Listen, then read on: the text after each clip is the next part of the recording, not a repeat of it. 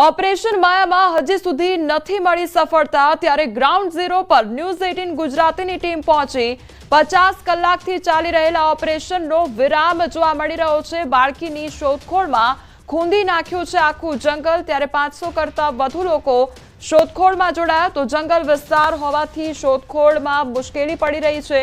રાતભર police તેમજ one વિભાગ operation ચલાવી રહ્યું છે। 2 દિવસથી ચાલી રહી છે બાળકીની શોધખોળ, તો પોલીસ હવે બપોર બાદ ઓપરેશન શરૂ કરશે। 5 કિલોમીટરના વન વિસ્તારમાં ઓપરેશન શરૂ કરવામાં આવશે।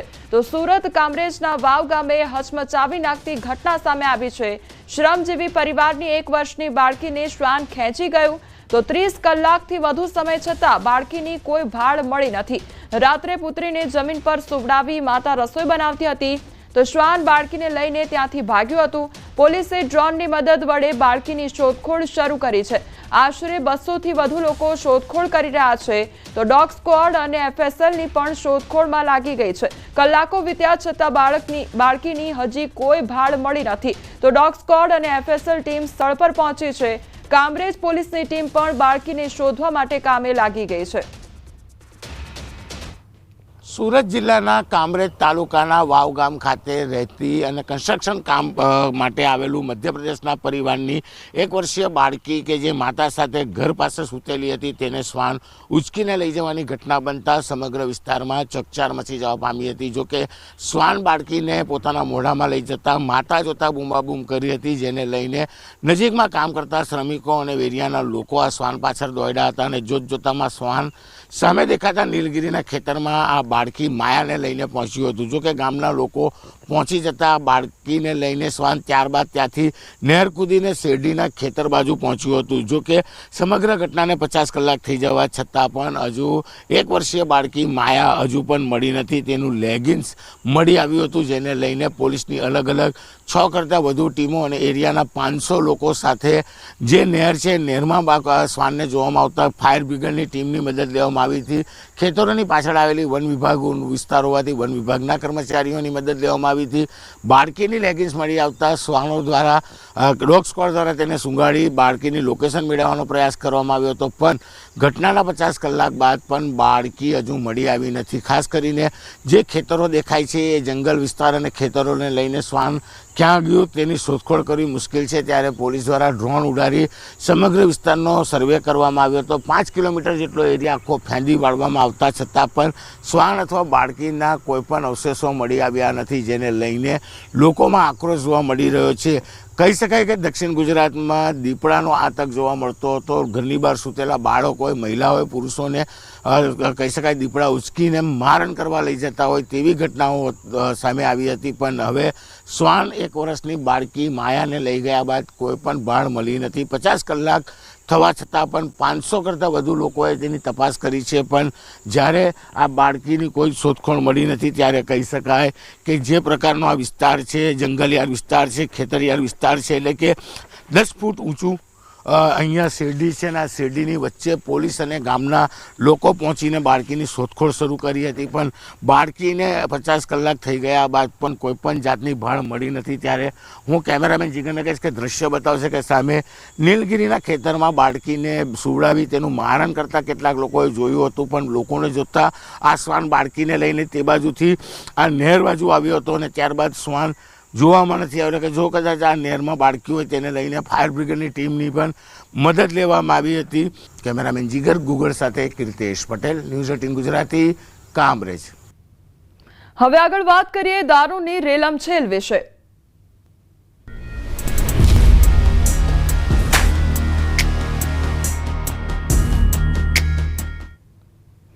રાજ્યમાં નશાખોરોએ તમામ હદ વટાવી દીધી છે। દારૂબંધી ધરાવતા ગુજરાતમાં દારૂની રેલમછેલ જોવા મળી રહી છે। આ 5 દ્રશ્યો ગુજરાતમાં દારૂબંધીની પોલ ખોલી રહ્યા છે। દારૂ પીને કાર ચલાવવી જાણે એક ટ્રેન્ડ બની ગયો હોય તેવું લાગી રહ્યું છે। અલગ અલગ 5 ઘટનાઓ આપની ટીવી સ્ક્રીન પર જુઓ। વડોદરા આણંદમાં દારૂ પીને કાર ચાલકે અકસ્માત સર્જ્યો। વડોદરા શહેરમાં વધુ એક નબીરાએ અકસ્માત સર્જ્યો છે, તો માંજલપુર તુલસીધામ 4 રસ્તા પાસે અકસ્માત સર્જાયો। નશામાં ધૂત મોપેડ ચાલકે રોડની સાઈડમાં પાર્ક કરેલી કારને ટક્કર મારી, તો આણંદમાં નશામાં ધૂત કાર ચાલકે અકસ્માત સર્જ્યો છે। કાર ચાલક સહિત અન્ય એક શખ્સ નશાની હાલતમાં હતો। કારમાંથી દારૂ અને બિયરના ટીન મળી આવ્યા છે તો પોલીસની નાઇટ પેટ્રોલિંગ પર અનેક સવાલ ઉઠી રહ્યા છે। વડોદરામાં ગેસ બોક્સની આડમાં લઈ જવાતો હતો વિદેશી દારૂનો જથ્થો અને તેને ઝડપી પાડવામાં આવ્યો છે તો દારૂના જથ્થા સાથેનું કન્ટેનર શહેરમાં પહોંચે તે પહેલા જ એલસીબીએ ઝડપી પાડ્યું છે। આણંદમાં દારૂના ખુલ્લેઆમ વેચાણનો વધુ એક વિડીયો વાયરલ થયો છે તો ખંભાતના ગ્રામીણ વિસ્તારમાં દારૂ અને બિયરનો ખુલ્લેઆમ વેપલો ચાલી રહ્યો છે। જાગૃત નાગરિક દ્વારા દારૂના વેચાણનો વિડીયો વાયરલ કરવામાં આવ્યો છે।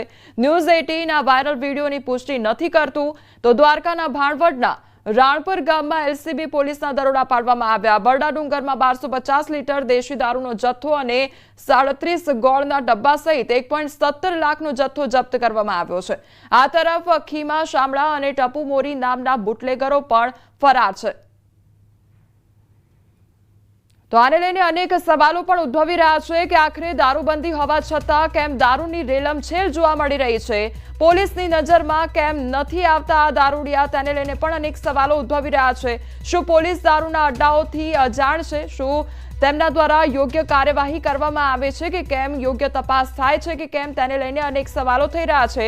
શું પોલીસ અને બુટલેગરો વચ્ચે સાંઠગાંઠ છે? પોલીસને બુટલેગરો સામે કાર્યવાહી કરવામાં ડર લાગે છે કે શું? તેને લઈને પણ અનેક સવાલો ઉદ્ભવી રહ્યા છે કારણ કે આ નબીરાઓ આ બુટલેગરોને કોઈ પણ પ્રકારનો ડર ન સતાવી રહ્યો હોય તે પ્રકારની પરિસ્થિતિનું નિર્માણ થયું છે।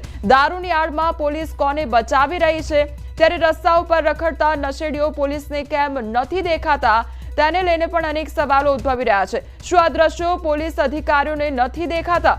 ગુજરાતમાં દારૂ ક્યાંથી આવે છે એ પોલીસને નથી ખબર તેને લઈને પણ અનેક સવાલો થઈ રહ્યા છે। ત્યારે પોલીસ દારૂબંધીને કડક અમલ કેમ નથી કરાવી શકતી તેને લઈને પણ અનેક સવાલો ઉદ્ભવી રહ્યા છે।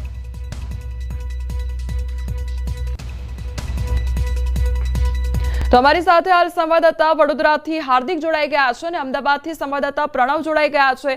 હાર્દિક, સૌથી પહેલા આપને પૂછવા માંગીશ કે જે પ્રકારે વડોદરામાં અત્યારે પરિસ્થિતિ જોવા મળી રહી છે, એક તરફ નશામાં ધૂત વ્યક્તિઓ અકસ્માત સર્જી રહ્યા છે, શું એ લોકોને કોઈ પણ પ્રકારનો ડર નથી સતાવી રહ્યો?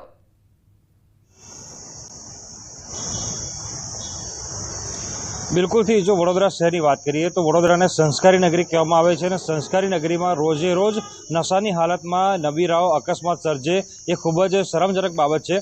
વડોદરા શહેરમાં તમને ખ્યાલ હોય તો રક્ષિત કાંડ થયો હતો અને ત્યારબાદ લોકોને એમ હતું કે હવે આ જે નબીરાઓ છે તેઓ કાબૂમાં આવશે અને પોલીસ દાખલો બેસે એવી કાર્યવાહી કરશે, પરંતુ એવું કંઈ થયું નહીં અને આજે પણ વડોદરા શહેરમાં જે નબીરાઓ છે તે નશાની હાલતમાં પોતાનું વાહન હંકારે છે અને અકસ્માત સર્જે છે। છેલ્લા 5 દિવસની હું તમને વાત કરું તો છેલ્લા 5 દિવસમાં લગભગ 4 ઘટનાઓ એવી બની છે કે નબીરાઓ નશાની હાલતમાં પોતાનું વાહન લઈને નીકળે છે અને નાગરિકોને અડફેટે લે છે। જે કામ પોલીસે કરવાનું હોય છે એ કામ હવે નાગરિકો કરી રહ્યા છે। અને તમે બીજી વાત કરી કે શું નશાબંધી જે છે રાજ્યમાં તેને પોલીસ કડકાઈથી અમલ ના કરાવી શકે, પરંતુ સૌથી મોટી તમને વાત કહી દઉં કે પોલીસના પગાર સિવાયનો જો સૌથી મોટો કોઈ આવકનો સ્ત્રોત હોય તો તે બુટલેગરો છે, કારણ કે પોલીસ જ જે છે તે બુટલેગરોને છાવરતી હોય છે અને આખું જે દારૂનું નેટવર્ક છે તે ચાલતું હોય છે। વડોદરા શહેરની વાત કરું, આ વાત કરતાં પણ મને શરમ આવે છે કારણ કે વડોદરા શહેર સંસ્કારી નગરી છે અને સંસ્કારી નગરીમાં એવો કોઈ વિસ્તાર નથી કે જ્યાં દેશી અને વિદેશી દારૂ ન મળતું હોય। વડોદરા શહેરમાં ઘણા એવા વિસ્તાર છે કે ત્યાં પીવાની અને ખાવાની પણ વ્યવસ્થા બુટલેગરો દ્વારા ગોઠવી આપવામાં આવે છે। એટલે તમે એક અંદાજો લગાવો કે આ પોલીસના બુટલેગરો પર કઈ હદે 4 હાથ હશે કે બુટલેગરો આ હદે બેફામ બન્યા છે। નબીરાઓ નશો કરે છે અને નશાના રવાડે તો ચડે છે, સમાજને તો સૌથી મોટું નુકસાન જ છે, પરંતુ પોલીસ ક્યાંક ને ક્યાંક બુટલેગરો પાસેથી ભરણ લેવાના ચક્કરમાં આ જે સમાજ છે તેને ગેરમાર્ગે દોરી રહી છે, યુવાઓને ગેરમાર્ગે દોરી રહી છે। ખરેખર તો આ જે દારૂનો ધંધો છે તે બંધ જ થવો જોઈએ, કારણ કે ગાંધીનું ગુજરાત છે, ગુજરાત ડ્રાય સ્ટેટ છે, તેમ છતાં પણ તમે જોયું હશે કે લાખો કરોડો રૂપિયાનો દારૂ જે છે તે ગુજરાતમાંથી મળે છે। વડોદરા શહેરની વાત કરું તો ગઈકાલે જે એલસીબી છે, એલસીબી દ્વારા એક ટ્રક ભરીને દારૂ જે છે તે પકડવામાં આવ્યો હતો। જે હાર્દિક, આપ જોડાયેલા રહેજો, સંવાદદાતા પ્રણવ પણ આપણી સાથે જોડાયેલા છે। પ્રણવ, હવે સવાલ અહીંયા સમગ્ર ગુજરાતને લઈને થઈ રહ્યો છે કે એક તરફ દારૂબંધીની વાતો કરવામાં આવી રહી છે અને બીજી તરફ એ જ ગાંધીના ગુજરાતમાં દારૂનું વેચાણ થઈ રહ્યું છે, દારૂનું સેવન થઈ રહ્યું છે। જ્યારે પોલીસ કર્મીઓ હેલ્મેટ ન પહેર્યા હોય એટલે દંડ વસૂલતા હોય છે, તો પછી શું આ નશામાં ધૂત વ્યક્તિઓ તે લોકોને નથી દેખાતા?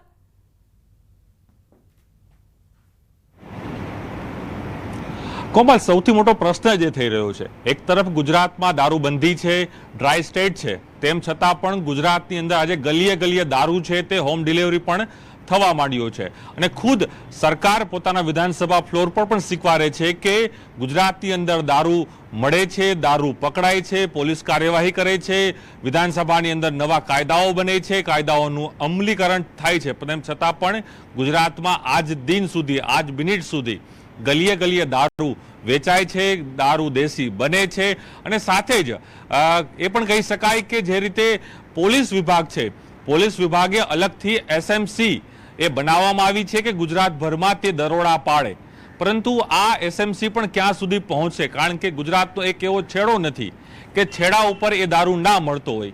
ખુદ રાજ્યના પૂર્વ જે મુખ્યમંત્રી શંકરસિંહ વાઘેલા પણ સતત કહેતા હતા કે ગુજરાતના ગાંધીનગરના ખુદ જે વિધાનસભા ફ્લોર છે, વિધાનસભા છે, રાજ્યના મુખ્યમંત્રી જ્યાં રહે છે તેના આસપાસના અરાઉન્ડ 1 થી 2 કિલોમીટરના વિસ્તારની અંદર દારૂ મળે છે. આની પહેલા પણ અનેક નેતાઓ આ કાર્યક્રમો કરી ચૂક્યા છે, પરંતુ તેમ છતાં પણ આ કેમ બંધી નથી જળવાઈ રહી? એક સૌથી મોટો સવાલ છે. સૌથી મોટી વાત એ પણ અહીં આવે છે કે શું પોલીસની મનસા નથી? જો પોલીસની મનસા હોય તો એક સામાન્ય વ્યક્તિ પણ કદાચ એ દારૂની બોટલ છે તે ગુજરાતમાં ના પ્રવેશી શકે. ગુજરાતની આસપાસના જે પણ રાજ્યો છે તેની અંદર રાજસ્થાન હોય, મધ્યપ્રદેશ છે ને મહારાષ્ટ્ર છે, આ 3 બોર્ડરો લાગે છે. આ 3 બોર્ડરોની અંદર, 3 રાજ્યોની અંદર દારૂબંધી નથી, ત્યાં દારૂ બિંદાસ વેચાય છે. અને જે દારૂ પકડાય છે પોલીસ તરફથી એ પણ દારૂ આ 3 સ્ટેટનો જ હોય છે. તો કેમ ગુજરાતની જે બોર્ડરો છે, ગુજરાતના ચેકપોસ્ટો છે, તે શું માત્ર સામાન્ય વ્યક્તિએ બેલ્ટ, સીલ બેલ્ટ નથી પહેર્યો તેને દંડ કરવા માટેના પોલીસ જવાનો ત્યાં ઊભા રહે છે? શું માત્ર ખાલી તમે એક 4 રસ્તા ક્રોસ કરો છો અને આપને દંડ કરવામાં આવે છે તેના માટે પોલીસની ટીમો ઊભી રહે છે? શું આટલી મોટી માત્રામાં જે રીતે દારૂ આવી રહ્યો છે, ખુદ વિધાનસભા ફ્લોરમાં કહેવામાં આવે છે કે હજારો લાખોની સંખ્યામાં વિદેશી દારૂ છે એ ગુજરાતમાં પકડાય છે. એટલે છેલ્લા ઘણા દિવસોથી આપે પણ જોયું હશે અને આપણા દર્શકોએ પણ જોયું હશે, અમદાવાદમાં પણ અનેક જગ્યાએ પોલીસે દરોડા પાડ્યા, કંઈક દારૂ પકડાયો, કન્ટેનર ભરીને દારૂ પકડાઈ રહ્યા છે. કદાચ 1-2 બોટલો, 1-2 ગાડી હોય તો બરાબર છે, પરંતુ કન્ટેનર ભરીને દારૂ છે તે ગુજરાતમાં આવી રહ્યું છે. તો કઈ રીતે તેની જે બોર્ડરો છે ગુજરાતની, કઈ રીતે વાહન છે તે રાજસ્થાનથી પસાર થઈને અમદાવાદ સુધી પહોંચી જાય છે, કેમ એ વાહન કચ્છ સુધી પહોંચી જાય છે, એ વાહન કેમ વડોદરા સુધી પહોંચી જાય છે? શું પોલીસની સજાગતા નથી? પોલીસ ચેકપોસ્ટો પર ઊભી રહે છે તો શું માત્ર જે રીતે સતત લોકો આરોપો કરી રહ્યા હોય છે, સામે જનતામાં પણ એક વાત થતી હોય છે કે શું માત્ર પોલીસ હપ્તા લેવા માટે ઊભી રહે છે? શું સેટિંગ કરી રહી છે? અને સેટિંગ થયું તેના જ કારણે કદાચ એક તરફ ગુજરાત એ ગાંધીનું ગુજરાત છે, સરદારનું ગુજરાત છે, અને ખુદ સરકાર એવું સ્વીકારે છે કે આ ડ્રાય સ્ટેટ છે, અહીં ક્યારે પણ કોઈ મંજૂરી દારૂની ના મળી શકે. તેમ છતાં પણ આજે ગુજરાતની એક ગલીએ હવે તો હોમ ડિલિવરી પણ દારૂ છે તે થઈ રહ્યો છે.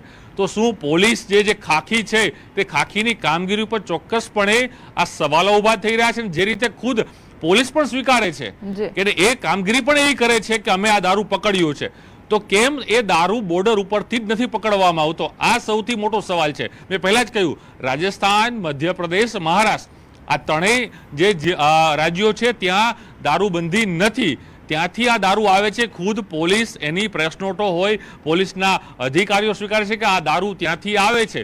તો કેમ એ દારૂ છે તે કોઈ જિલ્લા સુધી, કોઈ શહેર સુધી, ઘર સુધી કેમ પહોંચે છે? એ જ સૌથી મોટો સવાલ છે. એટલે જી સમગ્ર માહિતી બદલ આપનો આભાર. તો જે પ્રમાણે હવે ગુજરાત રાજ્યમાં એક તરફ દારૂબંધીની વાતો કરવામાં આવે છે અને બીજી તરફ દારૂનો જે જથ્થો છે તે જપ્ત કરવામાં આવે છે, ત્યારે ગાંધીનગરની વાત કરીએ તો ગાંધીનગરના માણસામાંથી પણ દારૂનો જથ્થો ઝડપી પાડવામાં આવ્યો છે. એલસીબીએ 4 લાખની કિંમતનો દારૂનો જથ્થો જપ્ત કર્યો છે, ત્યારે માણસાના ઈશ્વરપુરા ખાતેથી વિદેશી દારૂ પકડી લેવામાં આવ્યો છે. વોક્સવેગન વીટો કારનો પીછો કરી 4,25,613 તેમજ કાર કિંમત 2 લાખ સહિત 6,25,613 નો મુદ્દામાલ એલસીબીએ ઝડપી પાડ્યો છે. તો એક આરોપી પકડી પ્રોહિબિશન હેઠળ ગુનો નોંધવામાં આવ્યો છે. ગાડીનો ચાલક, દારૂનો જથ્થો ભરાવનાર અને દારૂનો જથ્થો મંગાવનાર 3 આરોપીને પકડવા તજવીજ હાથ ધરવામાં આવી છે.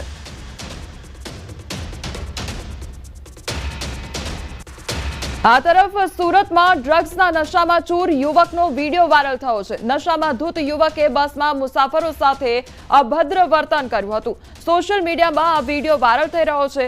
5,000 રૂપિયાનું ડ્રગ્સનું પેકેટ પેસેન્જરને બતાવ્યું અને નશામાં ધૂત યુવકે કહ્યું કે હું રોયલ કાઠિયાવાડી મહિલાઓ સામે અપશબ્દો બોલી બસ માથે લીધી. તે પ્રકારનો આ વિડીયો અત્યારે વાયરલ થઈ રહ્યો છે.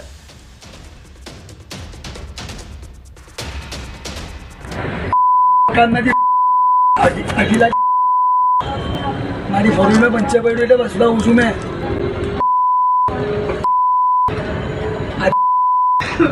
જો અહીંયા જો 2 લાખ ફોન છે કાઠિયાવાડી રોયલ કાઠિયાવાડી જો જોઈ લેજે આ ડ્રગ્સ 5,000 રૂપિયાનો આવ્યા.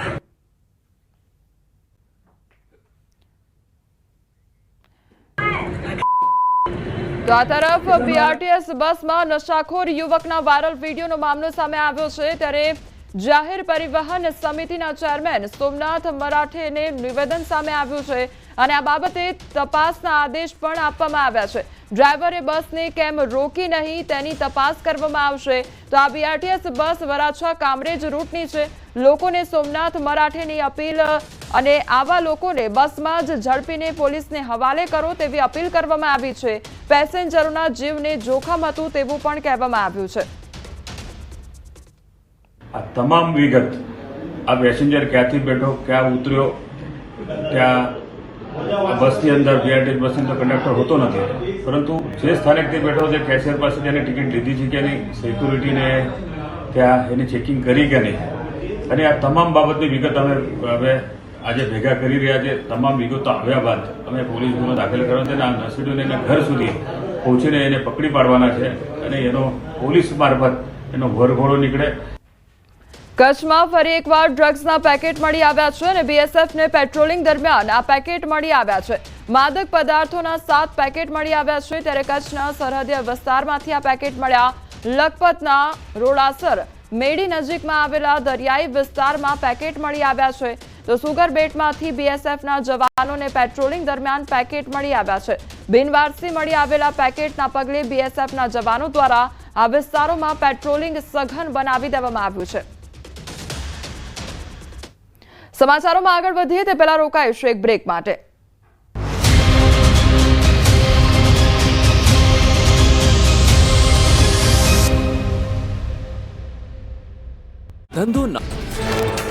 આસામ સહિત પૂર્વોત્તર ભારતમાં મુશળધાર વરસાદ અને પૂરથી તબાહી. અત્યાર સુધીમાં 40 લોકોના મોત થયા. આગામી 2 દિવસ સુધી ભારેથી અતિ ભારે વરસાદનું એલર્ટ. પ્રધાનમંત્રી આસામ અને સિક્કિમના મુખ્યમંત્રીઓ સાથે વાત કરી. આસામમાં પૂરનો પ્રકોપ યથાવત. ખવાંગ ક્ષેત્રના અનેક ગામ ભેટમાં ફેરવાઈ જતા ઘાસચારા સહિતની કૃષિ પેદાશોમાં નુકસાન. તંત્રએ પૂરને લઈને કોઈ કામગીરી ન કર્યાનો સ્થાનિકોનો આક્ષેપ. આસામના અનેક ગામોમાં બ્રહ્મપુત્ર નદીના પાણી ઘૂસ્યા. સોનિતપુર, ચિત્તલમારી અને બાચા શિમલુમાં પૂરના કારણે સ્થિતિ વિકટ બની. અનેક લોકોના ઘર પાણીમાં ડૂબ્યા. ડાંગર, મકાઈના સહિતનો પાક ધોવાયો. અનેક લોકો પૂરના કારણે ઘર વિહોણા થતા આશ્રય સ્થાન પર ખસેડાયા. અનેક લોકોની આજીવિકાને પહોંચી ભારે અસર. રાહત શિબિરોમાં ભોજન, પાણી અને દવાઓ સહિતની વ્યવસ્થા કરાઈ. ગુજરાતમાં ચોમાસાના વિલંબની શક્યતા. 14 અથવા 15 જૂન પછી ચોમાસું પહોંચે તેવી શક્યતા. રત્નાગીરી પાસે બનેલી સિસ્ટમ વિખેરાઈ જતા ચોમાસું નથી વધ્યું આગળ. કેરળથી નીકળેલું ચોમાસું મુંબઈ આવીને અટક્યું. દક્ષિણ ગુજરાત માટે આગામી 24 કલાક ભારે વરસાદની હવામાન વિભાગની આગાહી. વલસાડ, સુરત, નવસારી, ડાંગમાં પડી શકે છે ભારે વરસાદ. અપર એર સાયક્લોનિક સર્ક્યુલેશન સક્રિય થતા રાજ્યમાં 7 દિવસ વરસાદની આગાહી. વડોદરાના વાઘોડિયા અને ગ્રામ્ય વિસ્તારમાં ભારે પવન સાથે ધોધમાર વરસાદ. ગાજવીજ સાથે વરસાદ વરસતા રસ્તાઓ પાણી. આકાશમાં કાળા ડિબાંગ વાદળો છવાતા તાલુકામાં અંધારપટ જેવો માહોલ. વ્યારા, ફ્લોડ, ગોરજમાં ભારે વરસાદ. સંઘ પ્રદેશ, દાદરા નગર હવેલી અને સેલવાસમાં વહેલી સવારથી વરસાદ. વાદળછાયા વાતાવરણ વચ્ચે આસપાસના વિસ્તારોમાં હળવા વરસાદી ઝાપટા. રસ્તા પર ભરાયા પાણી. વાતાવરણમાં ઠંડક પ્રસરી. વલસાડ જિલ્લામાં વહેલી સવારથી વાતાવરણમાં પલટો આવ્યો. વલસાડ, ગુંદલાવ, ગોરગામ, સરોણ સહિતના વિસ્તારોમાં વરસાદ. સવારે નોકરી ધંધા પર જતા લોકો અટવાયા. દેશમાં કોરોનાનો કહેર વધ્યો. કોવિડના એક્ટિવ કેસ 4,000 ને પાર. 24 કલાકમાં 5 લોકોના મોત થયા. કેરળમાં મોટાભાગના દર્દીઓ તબીબી પ્રતિનિધિઓએ સરકારી હોસ્પિટલોમાં આવવાનું બંધ કર્યું, ફક્ત ઓનલાઈન મોકલવાની રહેશે માહિતી. રાજ્યમાં કોરોનાના નવા 119 કેસ નોંધાયા. કોરોનાના કુલ એક્ટિવ કેસ 500 ને પાર. 18 દર્દીઓ હોસ્પિટલમાં લઈ રહ્યા છે સારવાર. 490 કોરોના સંક્રમિતોને હોમ આઇસોલેટ કરાયા. કોરોનાએ માથું ઉચકતા સંક્રમિતોની સંખ્યા વધી. ભાવનગર અને કચ્છ જિલ્લામાં કોરોનાના નવા 4 કેસ નોંધાયા. સુરેન્દ્રનગરના ધ્રાંગધ્રા તાલુકામાં 3 લોકો થયા કોરોના સંક્રમિત. તમામ લોકોને હોમ આઇસોલેટ કરાયા. અમદાવાદમાં કોરોનાનું સંક્રમણ વધ્યું. વધુ 71 નવા કેસ નોંધાતા શહેરમાં એક્ટિવ કેસનો આંકડો 281 પર પહોંચ્યો. સૌથી વધુ ઉત્તર પશ્ચિમ ઝોનમાં 95 કેસ નોંધાયા. રાજ્યમાં કોરોનાથી વધુ એક દર્દીનું મોત થયું. સ્ટેડિયમ વોર્ડના 20 વર્ષીય પુરુષનું સોલા સિવિલ હોસ્પિટલમાં મોત થયું. કોરોનાથી રાજ્યમાં કુલ 2 વ્યક્તિઓના મોત થયા. મોરબી જિલ્લામાં કોરોનાની એન્ટ્રી. 2 પુરુષ અને 1 મહિલાનો રિપોર્ટ આવ્યો પોઝિટિવ. 3 દર્દીઓની અન્ય રાજ્યોમાં ટ્રાવેલિંગ હિસ્ટ્રી ન હોવાનું સામે આવ્યું. 2 દર્દીને હોમ આઇસોલેટ કરાયા, જ્યારે મહિલાની સારવાર ચાલુ. રાજકોટ શહેરમાં કોરોનાના કેસમાં વધારો. છેલ્લા 24 કલાકમાં વધુ 9 કેસ નોંધાયા. રાજકોટમાં અત્યાર સુધીમાં કોરોનાના 61 કેસ નોંધાયા, જેમાંથી 18 દર્દીઓ થયા સ્વસ્થ, 43 કેસ એક્ટિવ. આરોગ્ય વિભાગે લોકોને સાવચેત રહેવા કરી અપીલ. બેવડી ઋતુના કારણે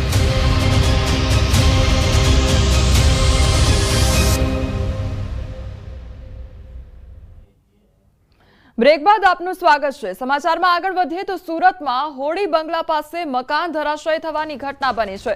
મકાનના ટેરેસનો ભાગ ધરાશાયી થયો તો કેટલાક માણસો દબાયા હોવાની આશંકા સેવાઈ રહી છે. ઘટનાના સીસીટીવી ફૂટેજ પણ સામે આવ્યા છે. તો મકાનનો જે ટેરેસનો ભાગ હતો તે ધરાશાયી થવાની ઘટના સામે આવી છે. તો તે અંગેનો વિડીયો પણ સામે આવ્યો છે.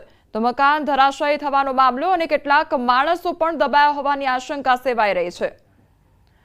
સંવાદદાતા કીર્તેશ અમારી સાથે જોડાઈ ગયા છે. કીર્તેશ, સુરતમાં જે મકાનનો જે ટેરેસનો ભાગ છે તે ધરાશાયી થયો છે, અત્યારે કયા પ્રકારની પરિસ્થિતિ છે અને શું કોઈ લોકો તેમાં દબાયા હોય તે પ્રકારની શંકા છે?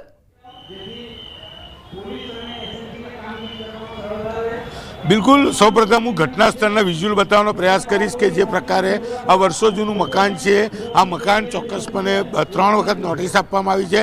જર્જરિત મકાન હોવા છતાં પણ અહીંના સ્થાનિક લોકો મકાન ખાલી નહોતા કરતા અને આજે ધરાશાયી થતા સૌપ્રથમ નીચે ગલ્લો દેખાય છે. ગલ્લામાં બેઠેલા વ્યક્તિને ઈજા થવા પામી છે. તે ઉપરાંત 2 થી 3 વ્યક્તિઓ દબાઈ ગયા હતા. ફાયરની ટીમ પહોંચી છે. ફાયરના અધિકારી આપણી સાથે છે. આપણે સૌપ્રથમ પહેલાં એમની સાથે વાત કરીએ. સાહેબ, આપનું નામ, શું ઘટનાનો કોલ મળ્યો, અહીંયા આવ્યા પછી શું સ્થિતિ?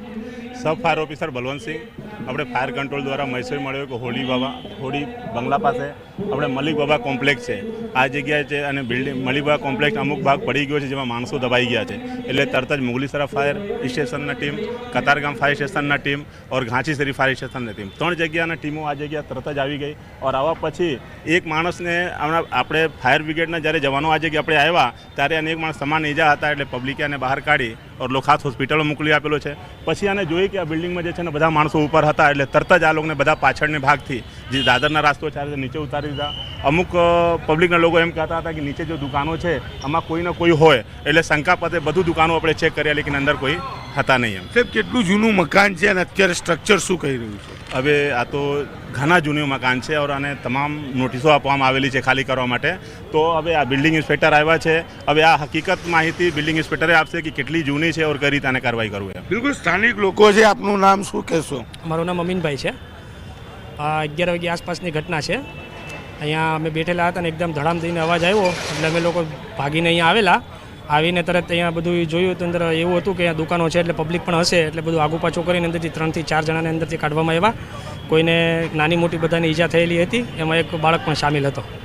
બિલકુલ, દ્રશ્ય જોઈ શકાય છે. વર્ષો જૂનું મકાન છે અને જે રીતે મકાન ધરાશાયી થતાની સાથે જ નીચે દુકાનો આવેલી છે. મુખ્ય માર્ગ છે કે આ રોડ ઉપર આખો દિવસ નહીં પણ 24 કલાક અહીંયા 100 થી 150 માણસો રેગ્યુલર અવર જવર કરતા હોય છે. ત્યારે મકાનને 3 વખત નોટિસ આપ્યા છતાં પણ મકાન જે પ્રકારે ખાલી કરવામાં નહોતું આવતું તેને લઈને મકાનમાં રહેલા તમામ લોકોને તાત્કાલિક ખાલી કરવામાં આવ્યો છે. પોલીસ અધિકારી અહીંયા પહોંચ્યા છે. આપણે સીધા એમની સાથે વાત કરવાનો પ્રયાસ કરીશું. શું કહેવું છે? NM ચૌધરી સાહેબ છે, લાલગેટ પીઆઈ સાહેબ, શું સ્થિતિ છે અત્યારે? કયા પ્રકારે અહીંયા કામગીરી શરૂ કરવામાં આવી છે? હાલમાં પોલીસ અને એસએમસીની ટીમો સ્થળ પર હાજર છે. એક વ્યક્તિ ઇજાગ્રસ્ત હોય તેને તાત્કાલિક સારવાર અર્થે મોકલી આપવામાં આવેલ છે. ઉપરના ભાગે રહેણાંક વિસ્તાર હોય જેથી લોકોને ખાલી કરાવી મકાન ખાલી કરાવી અને સુરક્ષિત સ્થળે ખસેડવામાં આવેલ છે. અને બિલ્ડિંગનો ભાગ હજુ પણ જર્જરિત હોય, લટકતો સ્લેબ હોય, જેથી સુરક્ષાના ભાગરૂપે રસ્તાની અવરજવર સંપૂર્ણ બંધ કરવામાં આવેલ છે અને આજુબાજુના વિસ્તારને ખાલી કરી અને પોલીસ દ્વારા અત્યારે સુરક્ષા વ્યવસ્થા મજબૂત કરવામાં આવેલ છે. માહિતી એનાઉન્સ કરતા બી છો? હા, અહીંયા ભીડભાડવાળો વિસ્તાર હોય અને નજીકના વિસ્તારમાં લોકો રહેતા હોય, જેથી એનાઉન્સમેન્ટ સિસ્ટમથી લોકોને અપીલ કરી અને સુરક્ષિત સ્થળે ખસી જવા માટે વિનંતી કરવામાં આવે છે. સાહેબ, આ વિસ્તારના પીઆઈ છો, નજીકમાં ચોકી આવેલી છે અને આ વિસ્તાર તો ધમધમતો હોય છે ટ્રાફિકથી. જ્યારે આ ઘટના બની ત્યારે કેવો અફડાતફડીનો માહોલ હતો? સવારનો બનાવ આશરે 11-1 વાગ્યાનો હોય. અહીંયા સૈયદપુરા પમ્પિંગ આવવાના રસ્તો હોય, પરંતુ જ્યારે બિલ્ડિંગ ધરાશયી થઈ ટ્રાફિક એટલું બધું ન હોવાથી કોઈ મોટી જાનહાની થયેલ નથી. બિલકુલ ભીડભાડવાળો વિસ્તાર છે. તાત્કાલિક બંને જે કીર્તેશ, સમગ્ર માહિતી બદલ આપનો આભાર. તો મકાન ધરાશયી થવાનો જે આ મામલો છે, મકાનનો જે ટેરેસનો ભાગ હતો તે ધરાશયી થવાની ઘટના બની છે, પરંતુ મોટી જાનહાની થતા અટકી છે.